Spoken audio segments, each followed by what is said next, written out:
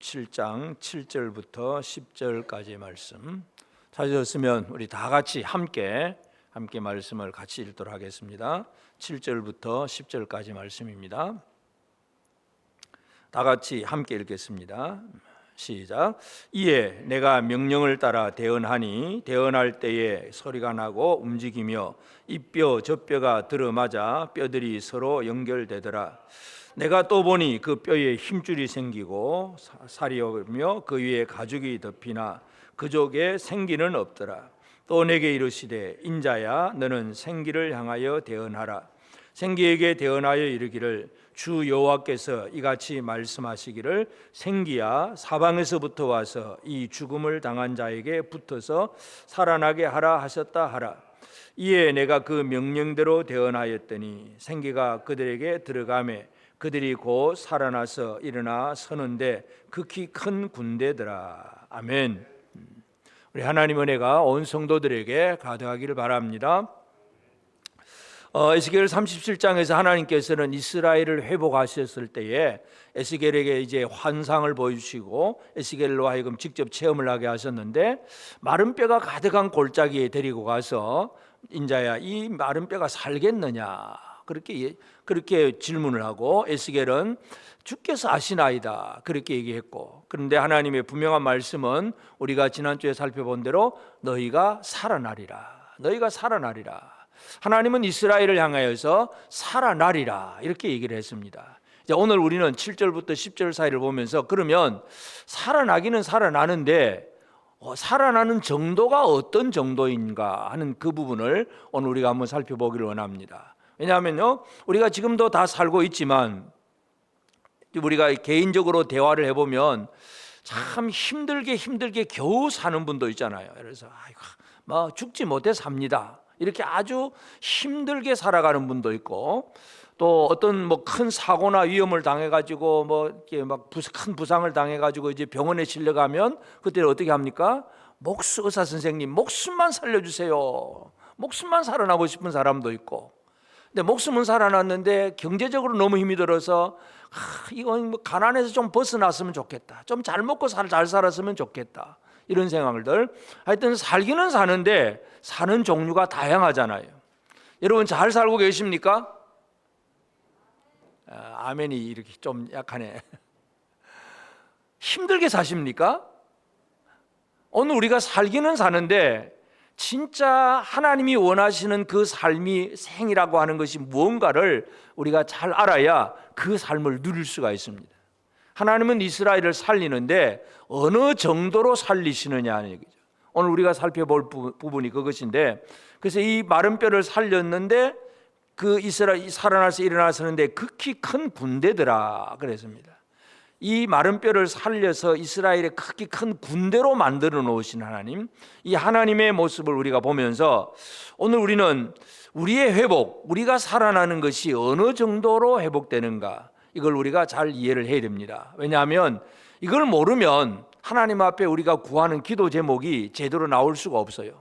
그냥 하나님 목숨만 살려주세요, 그냥 겨우겨우 살아가겠습니다, 그러면 그 기도가 그거밖에 안 나와요. 근데 하나님 주실 은혜가 이렇게 크고 놀라운 거구나 생각이 되면 더 큰 것을 구할 수가 있습니다.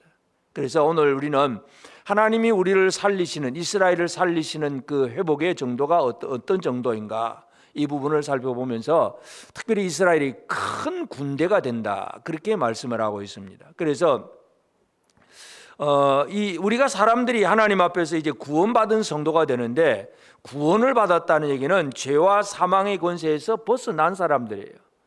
이 사탄의 그 어떤 영향력 속에서 벗어난 그것이 구원입니다.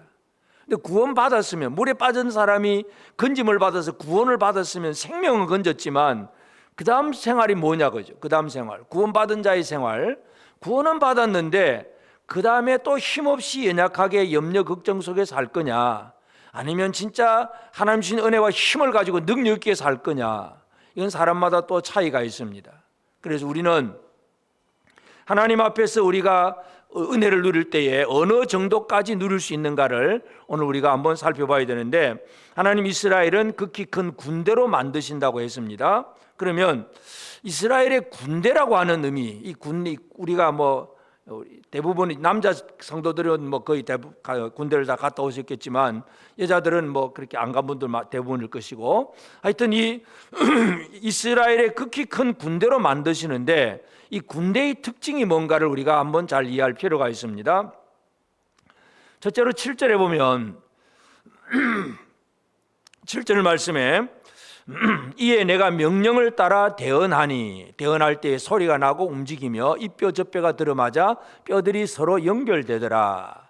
자, 이 뼈들에 대해서 하나님께서 그 뼈를 살리게 하시는데 하는 방법이 뭐냐면, 방법이 뭡니까? 명령입니다. 명령. 이 명령이라고 하는 것이 얼마나 중요한가 하는 걸 우리가 이해를 해야 됩니다. 에스겔은 하나님의 명령을 따라서 뼈들에게 명령을 합니다. 하나님이 에스겔에게 명령하셨잖아요. 그럼 에스겔은 그 말씀대로 뼈들에게 또 명령을 합니다. 그러니까 그 명령을 받은 뼈들이 소리가 나서 막 움직입니다. 어떻게 움직일까요? 뼈들이 움직이고 있습니다. 어떻게 움직여야 될까요? 원래 자기가 연결되었던 그 뼈와 뼈를 찾아가는 거죠. 찾아가는 그 자리를 찾아가는데 소리가 막 덜그덕덜그덕 소리가 나면서 뼈들이 서로 왔다 갔다 하면서 자기 자리를 찾아가는 소리가 막 나는 거예요. 그 모든 일들이 무엇으로 이루어집니까? 바로 명령으로 이루어집니다. 여러분, 군대는 명령입니다. 상사가 부하들에게 명령을 했는데 돌진 앞으로 그랬는데 아무도 안 나갑니다. 그럼 어떻게 됩니까? 그 군대는 망하는 군대죠. 뭔가 이 군대라고 하는 것은 명령에 의해서 움직인다는 걸, 그 특징을 우리가 잘 이해를 해야 됩니다. 하나님이 세상을 창조하셨을 때부터 하나님은 명령하시는 하나님이십니다. 명령의 하나님이라는 거, 이걸 우리가 먼저 이해해야 됩니다. 창세기 1장 3절에 하나님께서 이르시되 빛이 있으라 하시니 빛이 있었고, 빛이 있으라 명령하시니까 그냥 빛이 생기는 거예요. 이 명령이라고 하는 것을 우리가 잘 이해를 해야 됩니다. 하나님이 세상을 모든 걸 만드시는 자체가 벌써 명령입니다. 빛이 있으라. 그 다음에 또 뭐 하늘과 하늘을 또 나눠지라. 또 땅이 솟아나라. 뭔가 바다가 이루어져라. 전부 명령하셨을 때에 이 모든 일들이 이루어집니다.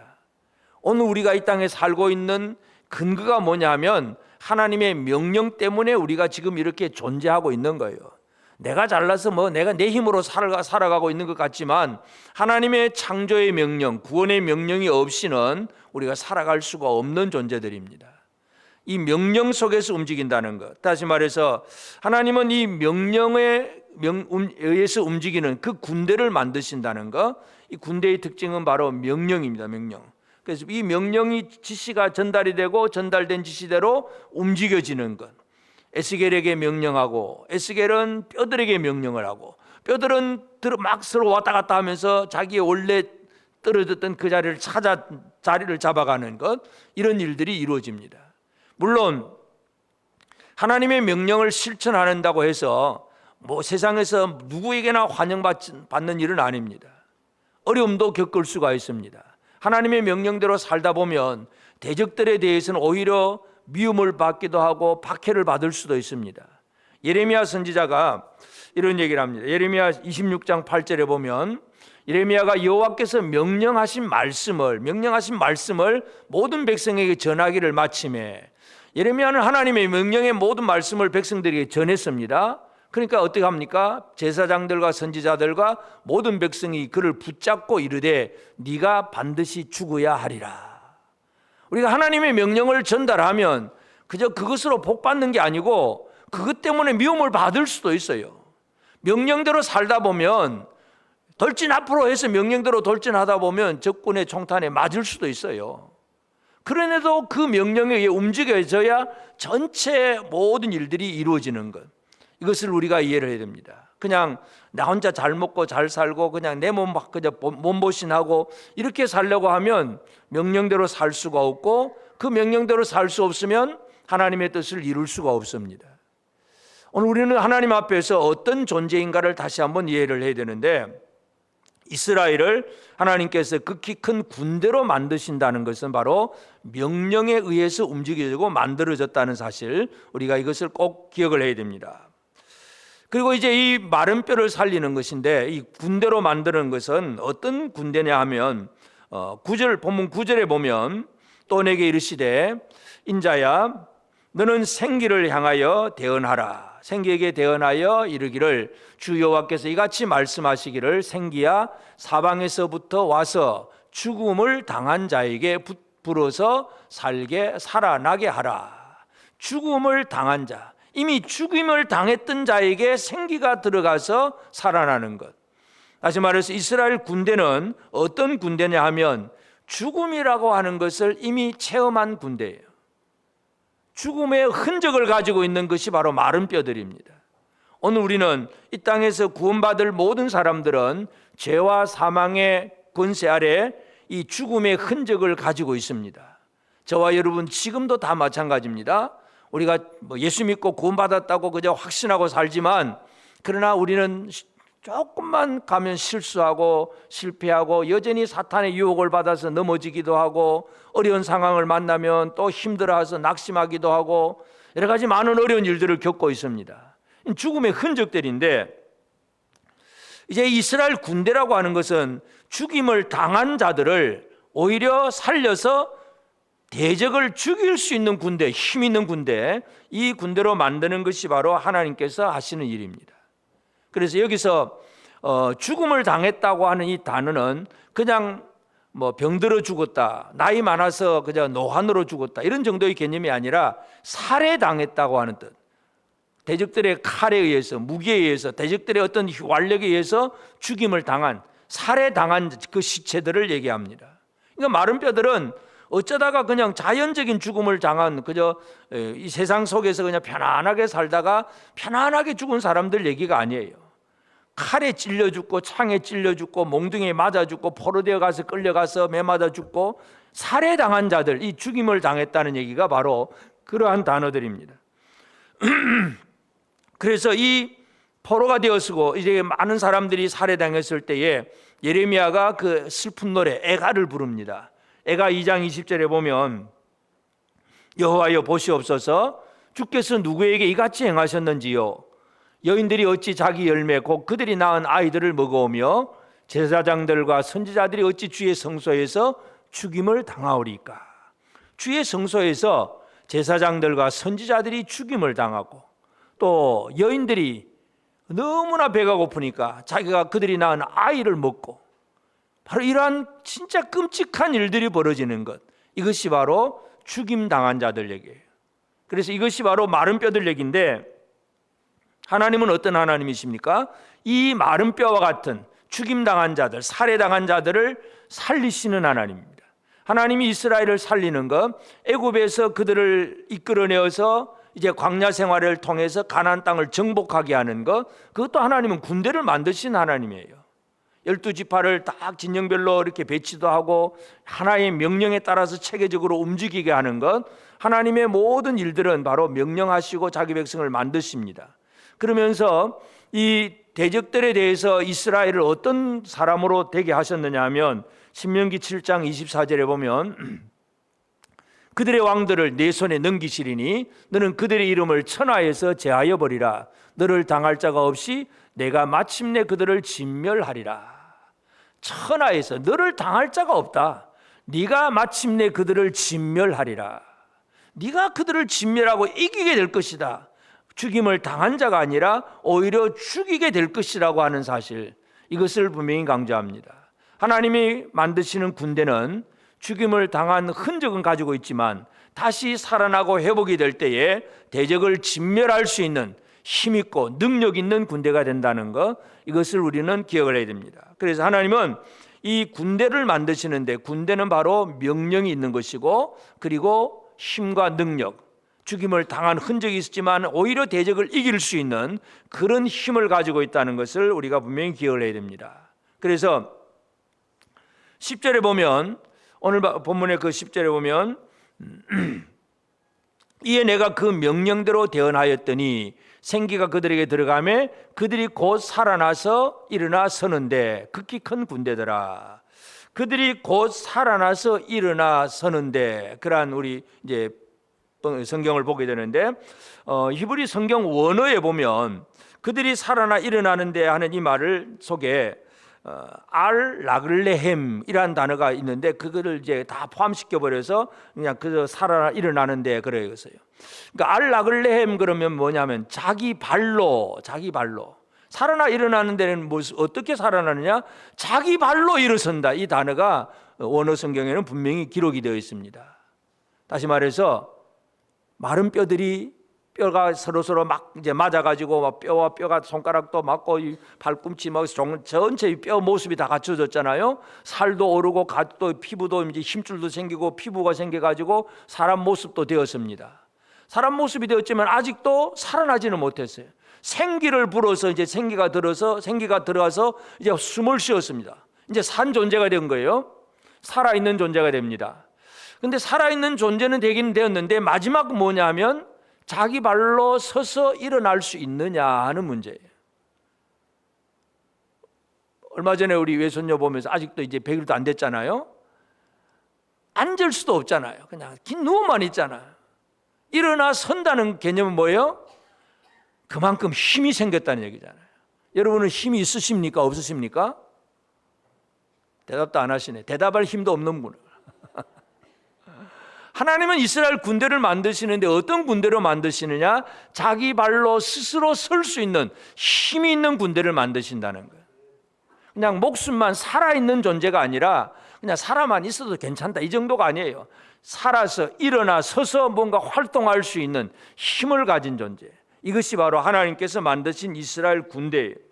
그래서 이 뼈와 근육이 막 서로 움직여가지고 자기 스스로 힘을 내가지고 뭔가를 일할 수 있도록.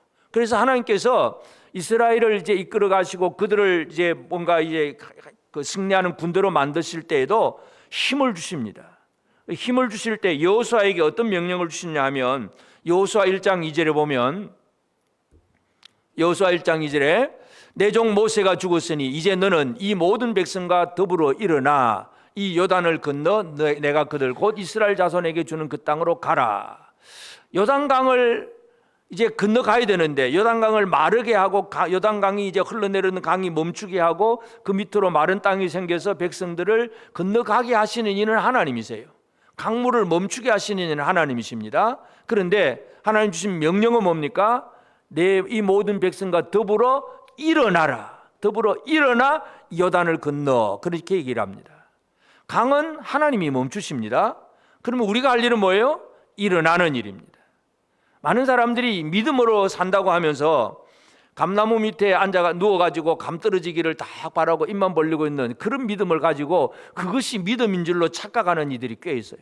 나는 믿어 그러면서 아무것도 안 해. 하나님은 일할 수 있는 힘을 주시는 하나님이세요. 스스로 일어날 수 있는 힘을 주시는 하나님이세요. 어떤 대적에 대해서 어떤 환경에 대해서 하나님은 우리가 일할 수 있는 환경을 만들어 주시고 하나님은 그 어떤 여건을 조성해 주시지만 그 과정 속에서 일어나 힘을 발휘할 수 있는 것은 하나님 우리에게 주신 힘이 있기 때문에 그러세요. 여러분 힘이 있으십니까? 없으십니까? 늘 뭔가 하자 그러면 우리 입에서 나오는 말들이 뭐예요? 난 못해요. 나 안 돼요. 나는 힘들어요. 안 돼요. 못해요. 늘 그거 얘기해요. 하나님이 힘 주셨는데도 일어서지를 않는 거. 군대는 스스로 자기 발로 일어서서 능력을 나타내고 어떤 일을 할 수 있는 힘 있는 것이 바로 하나님이 만드신 군대 모습입니다. 하나님의 군대는 스스로 일어서는 힘이 있습니다. 여러분 힘이 있으십니까? 없으십니까? 힘이 있는데도 불구하고 우리는 그 힘을 발휘하지 못할 때가 있어요. 예수님께서도 38년 된 병자에게 그 베데스다 연못가에서 뭐라고 얘기합니까? 네 자리를 들고 일어나 걸어가라 그러잖아요. 근데 이 38년 동안 이 병자는 그냥 누웠어요. 38년 동안 누워서 나는 못해, 나는 안 돼, 나는 일어설 수 없어. 저 물이 움직이면 누군가 들어가야 되는데 누군가 날 좀 그냥 던져주면 좋겠는데 아무도 던져줄 사람도 없고 나도 일어설 수도 없고 뭐 나는 안 돼. 늘 그런 세계의 생활을 살아요. 예수님은 그 사람에게 일어나서 자리를 들고 걸어가라. 그 말씀이 들어왔을 때 그 사람이 곧 일어나서 가게 됩니다. 우리에게는 하나님 주신 은혜의 힘이 있습니다. 이 힘을 오늘 우리는 다시 한번 확인하게 되기를 바랍니다. 하나님은 우리를 살리시는데 겨우 목숨만 부지하는 자로 살아나게 하지 않았습니다. 무엇까지 주십니까? 힘까지 주어서 일할 수 있는 능력 있는 삶으로 우리를 살게 하시는 것. 이스라엘을 하나님이 회복하셨을 때에 그냥 바벨론 포로에서 이스라엘 땅으로 되돌아오게 하는 그 정도만이 아니에요. 그들은 그곳에 와서 다시 뭔가 힘을 가지고 어떤 사명을 감당할 수 있는 능력의 삶을 살아가도록 하나님은 이스라엘을 살리시는 것. 이것이 마른 뼈가 살아나는 그 환상의 교훈입니다. 오늘 우리는 주의 은혜로 살아난 사람들입니다. 아멘입니까? 힘있게 사십니까? 명령대로 사십니까? 이스라엘 군대처럼 사십니까? 이제 이것이 우리의 숙제입니다. 겨우 사는 자가 아니라 힘 있는 성도들의 삶이 되어지길 바랍니다. 예수님께서 하신 일도 똑같습니다. 예수님은 이스라엘 이 하나님 나라의 군대를 만들기 위해서 예수께서 하신 것이 제일 먼저 하신 하니 바로 명령입니다. 명령. 예수님의 명령이 어떤 명령입니까? 우리 예수 제자학교 공부하신 분들은 그 명령을 아주 귀가 못이 박히도록 들었을 것인데, 이 예수님 앞에 첫 번째 나왔던 요한과 또는 그 베드로, 안드레 같은 그런 사람들, 그런 초기의 제자들, 제일 처음에는 안드레와 그 요한 두 사람에게 하는 말씀이기도 하고, 요한복음 1장 39절에 보면 그 두 제자에게 이런 얘기 하잖아요. 예수께서 이르시되 와서 보라. 와 보라. 첫 번째 명령, 와서 봐라. 그러므로 그들이 가서 계신 데를 보고 그날 함께 가니 때가 10시쯤 되었더라.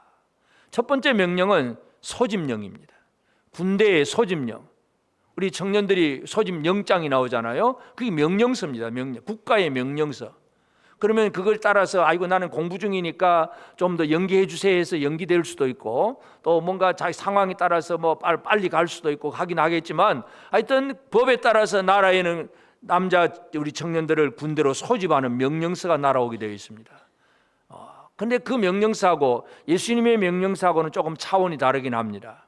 예수님은 와서 보라. 자신을 드러내면서 와보라고 얘기합니다. Come and see. 와서 봐. 이것이 첫 번째 명령입니다. 그리고 그 다음에 두 번째 명령은 뭡니까? 와서 보고 이제 그들이 예수님을 뒤따라 다니면서 예수님의 평하시는 표적도 보고 또 말씀을 듣기도 하고 가르침을 받습니다. 두 번째 명령은 마가복음 1장 17절에 보면 예수께서 이르시되 나를 따라오라. 내가 너희로 사람을 낚는 어부가 되게 하리라. 나를 따르라. 나를 따르라. 두 번째 명령은 Follow me. 나를 따르라 하는 명령이잖아요. 나를 따르라. 이 명령에 순종해야 주님이 가는 그 길에서 주님이 행하시는 놀라운 일들을 이룰 수가 있고 또 그 모든 것들을 보고 은혜를 누릴 수가 있습니다. 따르려고 하면 필요한 게 있습니다. 따르려고 할 때에 이제 제자들이 예수님께서 따르라고 했을 때에 그들은 이제 따라가게 되는데, 따라가려고 하면 뭐가 필요하냐면 마가복음 1장 19절 20절에 보면 조금 더 가시다가 세베대의 아들 야고보와 그 형제 요한을 보시니 그들도 배에서 그들을 그물을 깁는데 곧 부르시니 오라. 그러니까 따르라 하니까 그 아버지 세베대를 품꾼들과 함께 배에 버려두고 예수를 따라가니라. 버려두고 따라가니라. 여러분, 군인이 군대 가려고 하면 해야 될 일이 있잖아요. 뭘 해야 됩니까? 버려두고 가야 돼. 버려두고. 공부하는 것도 버려두고, 직장도 버려두고, 가정도 버려두고, 물론 뭐 군대 직접 안 가고 뭐 공익요원 내려가지고 집에서 출퇴근하는 그런 것도 있기도 하지만, 원래 군대의 모습은 뭡니까? 군대 가려면 집에 있는 거 다 버려두고 가는 거예요. 버려두고. 이것 때문에 못 가요 하면 국가에서 뭐 공부 때문에 그러면 어느 정도 기간도 봐주기도 하고 뭐 그런 거 봐주기도 하겠지만, 기본은 버려둬야 군인이 될 수가 있습니다. 예수님께서 주신 명령, 와서 보라, 나를 따르라, 이렇게 명령을 하셨어요. 하나님 나라 군대를 만들기 위해서 예수님이 명령하신 거예요. 그 명령에 순종하는 사람은 버려두고 따라가는 사람이에요. 그렇게 버려두고 따라가는 사람들을 예수님은 그들과 함께 하시면서 이제 그들이 사람을 살리는, 그러니까 죽임을 당한 자가 아니라 사람을 살리는 일을 할 수 있는 생명의 사역자로 예수님께서 그들을 훈련시키고 만들어 가십니다. 그래서 예수님께서 이제 세 번째 주신 명령이 있습니다. 세 번째 주신 명령은 마가복음 3장 14절에 보면 이에 12를 세우셨으니 이는 자기와 함께 있게 하시고 또 보내사 전도도 하며 나와 함께 있으라. 세 번째 명령은 나와 함께 있으라. 왜냐하면 예수님을 따라다니는 사람이 12 제자만 있는 게 아니에요. 수많은 무리들이 따라다녀요. 70명의 제자도 있고 여러 사람들이 예수를 따라서 왔다가 설교 듣고 또 집에 갔다가 왔다가 막 계속해서 막 사람들이 예수님 주변에 왔다 갔다 하고 있는데, 이제 이 예수님 초기 사역을 시작하고 나서 한 1년쯤 지나고 나서는 이때부터는 산에 올라가서 기도하시고 내려와가지고는 12사람을 그때부터 선택하는 베드로, 야고보, 요한, 안드레 이런 12사람을 불러서 주신 말씀이에요. 12에게 자기와 함께 있으라. 이제는 나와 함께 있으라. 집에 가지 말고 왔다 갔다 하지 말고 나하고 같이 생활하자 이거죠. 같이 나와 함께 있으라. 진짜 이건 완전히 집을 떠나버린 거예요. 처음에도 물론 따라오려면 뭔가 버려두고 오기는 와야 되지만 이때부터는 집에 가는 일도 없습니다. 휴가도 없고 그저 외출도 없고 그냥 예수님과 함께 있는 것. 이것이 세 번째 명령입니다.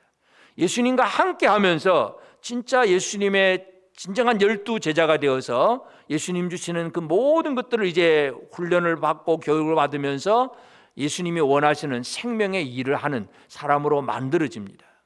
그래서 이제 이 사람들을 이제 그렇게 한 2년 정도 만들 다음에 예수님께서 이제 십자가 지시기 전에 마지막 네 번째 명령을 줍니다. 요한복음 15장 7절에 너희가 내 안에 거하고 내 말이 너희 안에 거하면 무엇이든지 원하는 대로 구하라. 그리하면 이루리라. 네 번째 명령은 내 안에 거하라. 내 안에. 나는 너를 이제 떠난다 이거죠. 예수님은 이제 하늘로 가실 거예요. 사람들의 눈에는 예수님이 보이지 않아요. 그러나 예수님이 원하는 너희는 내 안에 거하고 내 말이 너희 안에 거하면, 우리가 눈에 보이지 않는 예수 그리스도 안에 거하는 사람은 주님의 말씀이 내 안에 들어와 있는 사람이에요. 이것이 네 번째 명령이에요. 이렇게 될 때에 예수님은 포도나무 줄기예요. 포도나무 줄기에 가지가 붙어 있으면 그 연결을 통해서 열매를 맺습니다. 이게 생명이에요. 생명. 예수 안에 거하는 자가 바로 생명의 열매를 맺는 것입니다. 이것을 만드는 것이 바로 예수께서 하신 일입니다. 그래서 예수는 제자들이 생명 안에 거하고 또 생명의 열매를 맺는 그 일들을 이루게 하시기 위해서 네 가지의 명령을 주셨어요. 첫 번째 소집령부터 시작해서 와보라, 나를 따르라, 나와 함께 있으라, 그리고 내 안에 거하라, 이런 명령을 주시면서 제자들이 예수 안에 함께 살면서 이제 생명을 어떤 창조해낼 수 있는, 열매를 맺을 수 있는 그런 사람으로 예수께서 만들으셨다는 사실, 이게 오늘 우리가 기억을 해야 됩니다. 우리는 예수 그리스도의 군사로서, 병사로서 주님 앞에 택함받고 훈련받은 그런 사람으로 과연 나는 생명의 일을 하는 사람인가, 이것을 우리 다시 한번 확인하기를 바랍니다. 여러분은 그리스도의 군사이십니까? 아멘이 시원찮네. 군대에 가서 이랬다가는 완전히 옛날 같으면 빠따 맞아요. 목소리가 그거밖에 안 돼? 그리스도의 군사의 목소리가 좀 더 씩씩하고 용감하고 담대하고 분명하고 그래야 되잖아요. 여러분은 그리스도의 군사입니까? 그것까지도 별로 성이 안 차는데. 그리스도의 군사로서 우리가 하고 내가 진짜 확신 속에서 담대함으로 나는 주님을 따르는 그리스도의 군사입니다, 이걸 분명하게 확신할 수 있는 그런 믿음의 삶이 우리에게 있어야 돼요. 하나님은 우리를 그렇게 만드시는 거예요, 예수를 통해서. 그래서 예수님은 이제 이들을 네 가지 명령을 통해서 생명의 사역자로 만들고, 그 다음에 생명의 사역자만 되게 하는 것이 아니라 그 사역을 힘있고 능력 있게 일할 수 있도록 또 뭔가를 더해 주십니다. 뭘 더해 주십니까? 제자들에게 뭘 보내주시겠다고 했습니까? 성령, 보혜, 또 다른 보혜사 성령을 보내주겠다고 얘기합니다. 그래서 우리 요한복음 사도행전 1장 8절에 오직 성령이 너희에게 임하시면 너희가 권능을 받고, 성령이 임하면 권능을 받고 예루살렘과 온 유대와 사마리아와 땅끝까지 이르러 내 증인이 되리라.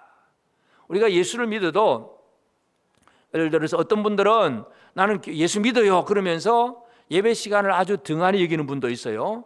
그저 예를 들어 누구 결혼식이다 그러면 결혼식이 더 우선이고, 또 바쁘다 그러면 또 뭐 힘들다 아프다 또 문제 있다 그러면 늘 예배는 잘 빠져. 그러다가 1년에 한 번 몇 번씩은 교회 나오면서 나 예수 믿어요 그런 분들도 있어요. 안 믿는 게 아니겠죠. 뭐 자기 마음속으로는. 그러나 믿음의 생활은 엉망이에요. 사실은 믿는다고 말은 하지만 믿음의 생활은 엉망이에요. 또 어떤 분은 열심히 예배는 참석을 해. 365일 그저 또 주일마다 예배는 다 참석을 하는데 참석만 예배만 드리고 끝이야. 하나님 나 왔어요. 안녕하세요. 그러고 집에 가면 끝이야. 그리고 또 내 마음대로 살아. 또 어떤 분들은 예배만 드릴 뿐만 아니라 어떻게 합니까? 주의 은혜를 기뻐하고 감사하면서 사에게 헌신하고 말씀대로 살아내려고 애를 쓰고 막 그런 분들도 있잖아요. 다 같이 예수 믿는 것 같은데 천지차별이지만 천차만별이야. 엄청난 많은 사람들의 차이가 있습니다. 여러분 우리가 어떤 사람으로 살아가야 될까요? 예수님은 제자를 만드시는데 그냥 살려만 놓는 정도가 아니라 생명의 사역이라고 하는 가장 고귀한 일을 하게 하셨는데 그것도 권능, 권세와 능력을 주어서 힘있게 사역을 하게 하셨어요. 이게 바로 예수께서 하신 일이에요. 그리스도의 군대는 힘 없는 군대가 아닙니다. 힘 있는 군대예요. 힘 있는 군대가 되니까 어떻게 되느냐? 사도행전 4장 12절 13절에 보면 이제 베드로와 요한이 이제 대제사장들 앞에서 재판을 받을 때 이제 이렇게 반응을 합니다. 다른 이로서는 구원을 받을 수 없나니 친히 천하 사람 중에 구원을 받을 만한 다른 이름을 우리에게 주신 일이 없음이라 하였더라. 그들이 베드로와 요한이 담대하게 말함을 보고 그들을 본래 학문 없는 범인으로 알았다가 이상히 여기며 또 전에 예수와 함께 있던 줄도 알고. 원래 베드로와 요한은 갈릴리 어부 출신이잖아요. 예루살렘 지역에 살던 유대 지역에 살던 사람들은 저 갈릴리 저 변방에 살던 사람들 아주 촌것들 지방 것들 우리나라에서는 요즘 뭐 별로 그렇게 잘 뭐 아주 좋지 않은 말이라서 잘 사용을 안 하긴 하지만 지잡대 그래요. 지잡대가 뭐예요? 대학을 얘기할 때 지방에 있는 뭐 아주 잡스러운 뭐 잡다한 그런 대학 그렇게 얘기하잖아요. 그냥 서울 인서울 이것만 사람들이 생각을 합니다. 유대인들도 예루살렘 중심이에요. 그냥 유대 중심이에요. 갈릴리는 늘 천시하던 동네예요. 근데 베드로와 요한은 갈릴리 어부 출신이에요.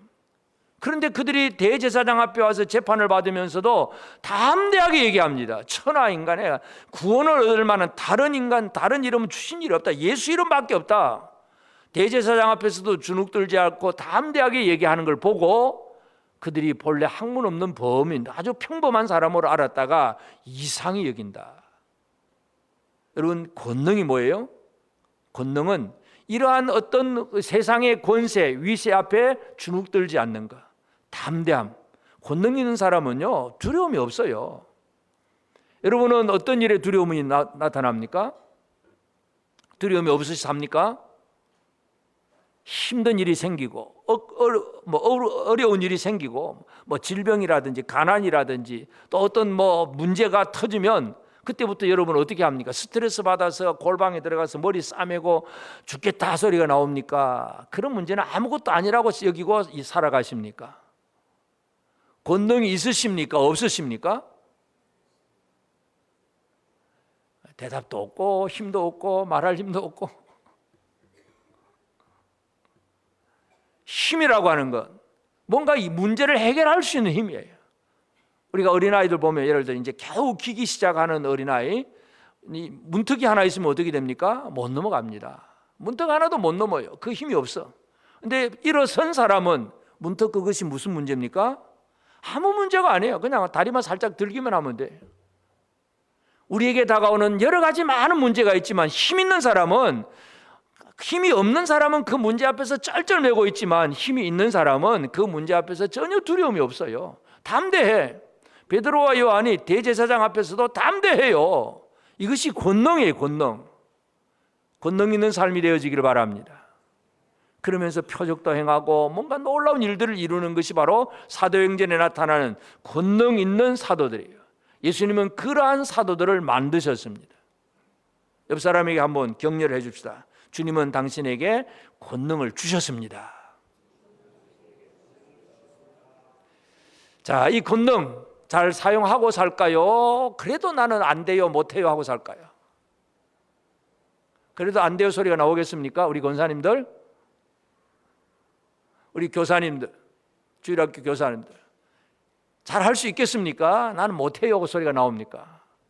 힘들고 어려운 일 생기는 마다 아이고 그거 우리가 어떻게 해요? 나 안 돼요. 우리는 못해요. 늘 그 얘기를 한다는 얘기는 주신 권능이 있음에도 불구하고 쓸 줄 모른다는 얘기잖아요. 주님은 우리를 권능 있는 자로, 하나님은 이스라엘을 극히 큰 군대로 만드셨다는 사실, 이것을 우리가 기억을 해야 됩니다. 그러면 이제 우리가 권능 있는 삶을 어떻게 살아가야 되느냐? 아주 간단합니다. 제일 첫 번째가 뭡니까? 명령에 순종하기만 하면 됩니다. 내가 계산하는 게 아니에요. 명령에 순종하는 것은 내가 계산하는 게 아니에요. 하나님이 에스겔에게 물어보잖아요. 에스겔 인자야, 이 마른 뼈들이 능히 살 수 있겠느냐? 계산을 하면 됩니까? 답이 나옵니까? 안 나옵니까? 이 널브러진 마른 뼈들이 어떻게 살아날 수 있어요? 이거 안 되는 거죠. 뻔해. 계산하면 안 돼. 그 에스겔의 대답은 주님이 아십니다. 하나님이 알아서 하십니다. 그러니까 네가 대언하라. 예, 알겠습니다. 에스겔이 하나님 말씀대로 마른 뼈를 향해서 야 마른 뼈들아 일어나라! 대언만 하는 거예요. 그러니까 마른 뼈들이 막 움직이기 시작하잖아요. 하나님의 명령에 따르는 생활, 순종하는 생활, 이것이 우리에게 중요합니다. 오늘 우리에게는 예수님의 명령이 주어졌잖아요. 4가지 명령을 아까 말씀드렸는데 제일 첫 번째 명령, 소집령입니다. 소집령, 와서 보라, 그리고 나를 따르라. 이게 주님이 우리를 부르신 거잖아요. 여러분 이 부르심에 순종하고 살고 계십니까? 따르라고 했으면 따라가고 있습니까? 좀 이따 갈게요. 네, 우리 아버지 장사 지낸 다음에 갈게요. 그러면 어떻게 됩니까? 그런 사람은 주님과 함께 할 수가 없는 사람이에요. 주의 명령에 순종할 줄 아는 사람이 되어야 됩니다. 주의 명령에 순종하려면 무엇이 필요하냐? 디모데후서 2장 3절 4절에 보면 너는 그리스도의 예수의 좋은 병사로 나와 함께 고난을 받으라. 병사로 복무하는 자는 자기 생활에 얽매이는 자가 하나도 없나니 이는 병사로 모집한 자를 기쁘게 하려 함이라. 사도 바울이 편지를 쓸 때 그 당시에 로마 군인들 있잖아요. 로마 병사들. 자, 막 전쟁을 하던 시대잖아요. 자, 병사를 이끌고 저 이탈리아 지금 로마에서 저 동쪽으로 가서 뭐 터키를 지나서 이 아프리카까지 막 멀리 원정을 다닙니다. 멀리 원정을 다니던 그런 병사들이니까 자, 병사로 나가려면 어떻게 해야 됩니까? 자기 생활에 얽매이는 자는 하나도 없다. 자기 생활에 얽매인 병사가 될 수가 없는 거죠. 다 포기하고 떠나야 병사로서 역할을 감당할 수가 있습니다. 오늘 우리가 예수 그리스도의 명령에 순종하려고 하면 그 이전에 무엇부터 시작되어야 되느냐 하면 명령에 순종하려면 자기 생활에 얽매이지 않아야 합니다. 자기 생활에 얽매이면 내가 이게 더 바쁜 일이 있는데 명령 순종 잘 안 되잖아요. 내가 부름받은 그 사실에 대한 분명한 확신을 가지고 이 명령에 순종하는 일이 가장 중요한 일인데 이 순종을 잘하려면 내 생활에 얽매이지 않아야 됩니다. 나 바빠요, 안 돼요, 힘들어요, 나 이게 더 급해요, 이게 더 우선이에요. 그러면 뭐 순종 못하는 거죠. 뭐 어쩔 수가 없는 거예요. 그러면 오늘 우리는 무엇이 우리의 인생의 가장 우선순위이고 무엇이 가장 가치 있는 일인가를 다시 한번 기억을 해야 됩니다. 가장 가치 있는 일, 우리의 우선순위, 명령에 순종하는 일입니다. 그 순종하려면 자기 생활에 얽매이지 않는 삶을 살아가야 됩니다. 여러분은 주의 명령에 순종하기 위해서 얽매이지 않는 삶을 살고 계십니까? 다 가정에 매여 있고 직장에 매여 있고 또 친척들 관계에 매여 있고 뭐 다 매여 있잖아요. 진짜 하나님의 말씀에 제대로 순종하기가 그리 쉽지 않습니다. 그러나 하여튼 삶의 우선순위를 우리는 주의 명령에 순종하는 일에 두고 움직이는 것. 주님 말씀하시면 내가 나아가리다. 주님 말씀하시면 내가 나아가리다. 이게 이 순종이 나와야 제대로 강한 군대로 첫 발을 내딛는 겁니다. 순종이 없이 내가 무조건 강해진다고 착각을 하면 오산입니다. 주의 말씀에 순종하는 성도들 되어지길 바랍니다. 예배합시다. 그럼 예배하고 돌격 앞으로 그러면 막 앞으로 나서고 뭔가 이 움직여져야 되는데 전혀 안 움직이고 있다는 거, 이게 너무나 연약한 모습이에요. 하나님은 우리를 그런 식으로 살려놓지 않으셨어요. 이스라엘을 극히 큰 군대, 명령에 순종하는 군대로 만들어 놓으셨다는 거 꼭 기억을 해야 됩니다. 또 우리는 그러면 이제 이 군대로서의 모양과 어떤 형태를 잘 갖춰야 되는데 전에는 죽음을 당한 흔적, 죽음의 흔적을 가지고 살았지만 이제 우리는 죽음의 영향력을 벗어난 새 사람의 삶을 살아가는 것이 중요합니다. 우리는 새 사람, 하나님이 처음에 사람을 만드셨을 때 하나님의 모양과 형상대로, 그래서요 창세기 1장에 보면 우리가 우리의 모양과 우리의 형상대로, 그러니까 모양이라고 하는 것은 likeness, 좀 닮았다는 얘기죠. 닮았다. 그리고 형상이라고 하는 것은 이미지, 뭔가 닮았다, 이미지. 우리가 어린 아이들을 보면 참 저 아버지 닮았구나, 어머니 닮았구나, 누구 닮았구나 그런 얘기를 하잖아요. 우리 사람은 하나님을 닮은 존재예요. 그런데 죄로 말미암아 하나님 닮은 이 하나님의 그 거룩함이라든지 하나님의 의로움이라든지 이런 걸 다 잃어버린 존재가 되어버렸어요. 그러므로 이제 그리스도의 군사는 그 형상이 다시 회복이 된 새 사람이 되어져야 됩니다. 새 사람의 모습을 잘 갖추는 것, 이것이 중요합니다. 그래서 이제 이 새 사람의 모습을 갖춘다는 것은 어떤 모습이 되어지느냐 하면 에베소 6장 12절 13절에 보면 우리의 씨름은 혈과 육을 상대하는 것이 아니요 통치자들과 권세들과 이 어둠의 세상 주관자들과 하늘에 있는 악의 영들을 상대함이라. 그러므로 하나님의 전신갑주를 취하라. 이는 악한 날에 너희가 능히 대적하고 모든 일을 행한 후에 서기 위함이라. 자, 이 사도 바울은 에베소 성도들에게 교회를 얘기하면서 성도들은 어떤 존재냐, 마지막 결론이 뭐냐면 영적 전쟁이에요. 영적 전쟁을 하는 그리스도의 군사다, 그런 얘기를 하면서 그리스도의 군사의 모습은 어떤 모습이냐, 하나님의 전신갑주를 입고 있어야 된다. 전신갑주, 머리에 투구부터 시작해서 발까지 전체 이 하나님의 전신갑주를 입고 서 있어야 이것이 진짜 군인으로서 준비된 자세예요. 오늘 우리가 그리스도의 군사로서 하나님의 전신갑주를 입은 이 준비된 삶을 살고 있는가, 이걸 우리가 기억을 해야 됩니다. 물론 하나님의 전신갑주 하나하나를 또 설명하려면 아주 시간이 많이 걸리니까 성경을 참조하시고 진리의 허리띠를 띠고 이 의의 방패를, 흉배를 붙이고 믿음의 방패를 들고 성령의 검을 들고 막 이 소망의 투구를 쓰고 하는 이런 얘기들, 사도 바울이 그 로마 군인들을 바라보면서 그렇게 비유해서 썼는데, 오늘 우리가 가장 중요한 것, 진리의 말씀, 이 허리에 띠를 띠고 발에 평안의 복음의 신발을 신고 이러한 이 말씀으로 준비된 생활을 살아내는 것, 이것이 바로 우리가 그리스도의 군사로서 무장을 갖춘 모습이에요. 이것이 하나님의 형상이기도 합니다.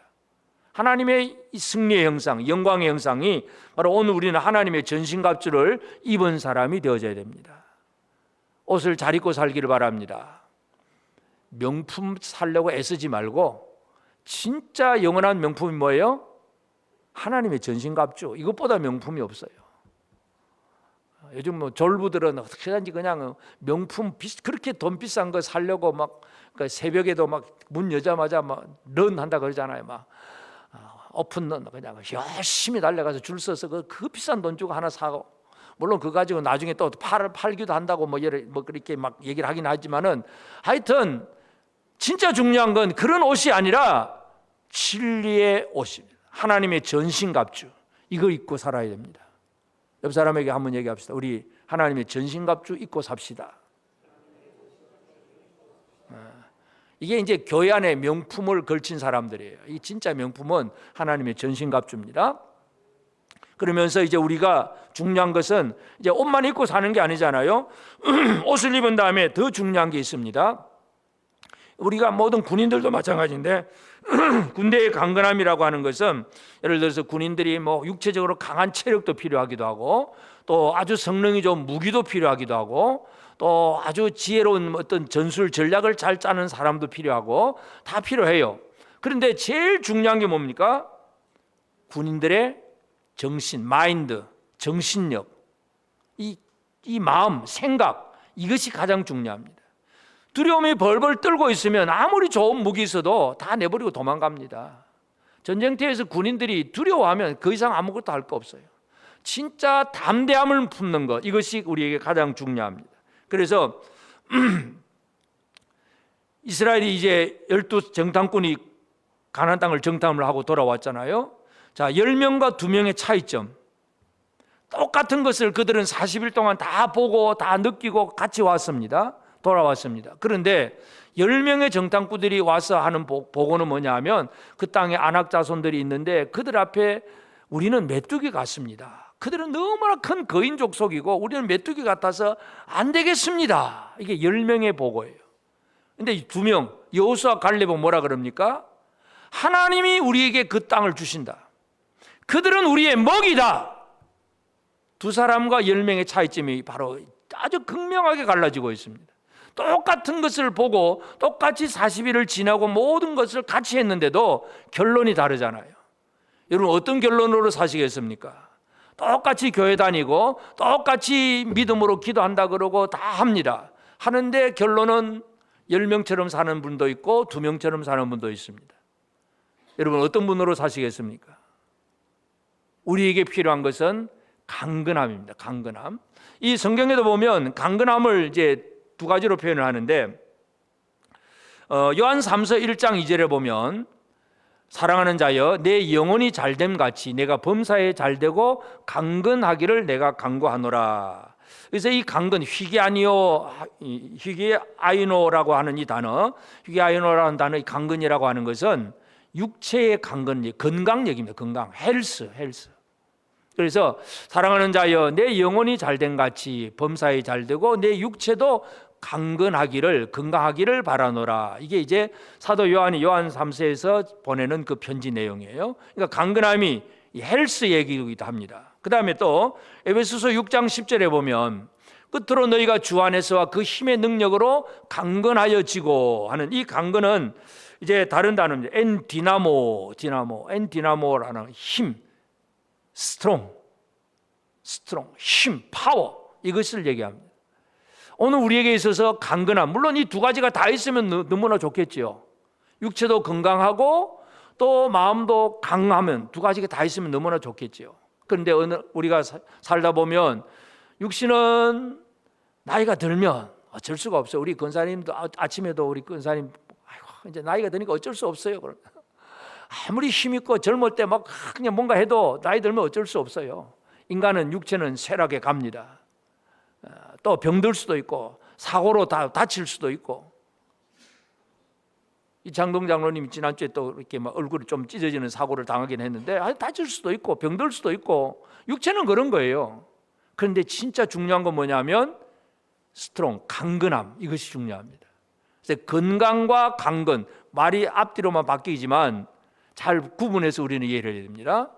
여러분 건강 관리하기 위해서 헬스 클럽 가잖아요. 헬스 클럽. 교회는 무슨 클럽일까요? 헬스 클럽이 아니고 스트롱 클럽입니다. 스트롱 클럽. 무슨 스트롱일까요? 강건함, 영적인 강건함을 가지고 두려움 없이 담대함을 가지고 여호수아 갈렙처럼 대적에 대해서 그들은 우리의 먹이다 이렇게 말하고 담대하게 나가서 가나안을 정복할 수 있는 이 사람이 만들어지는 것이 바로 교회는 스트롱 클럽입니다. 헬스 클럽 가려고 돈 열심히 주고 다니지 말고, 물론 건강관리도 해야 되겠지만 진짜 말씀 안에서 교회 안에서 강건한 성도들이 되어지기를 바랍니다. 대답도 좀 강건하게 합시다. 육체의 건강도 필요해요. 그러나 더 중요한 것은 영적인 강건함이라고 하는 것, 헬스가 보다도 스트롱이라고 하는 것. 스트롱맨 그러잖아요. 슈퍼맨, 스트롱맨, 아주 강한 사람. 이 강한 사람이 되는 것. 하나님은 이스라엘을 그렇게 만들어 두신 거예요. 성령의 능력으로 우리에게 주어진 이 강건함을 잃어버리지 않기를 바랍니다. 옆 사람에게 우리가 축복의 인사를 나누겠습니다. 당신은 하나님이 만드신 강건한 사람입니다. 강건한 사람이에요. 별것도 아닌 문제 가지고 어쩔고 쩔쩔매는 그런 사람이 아니에요.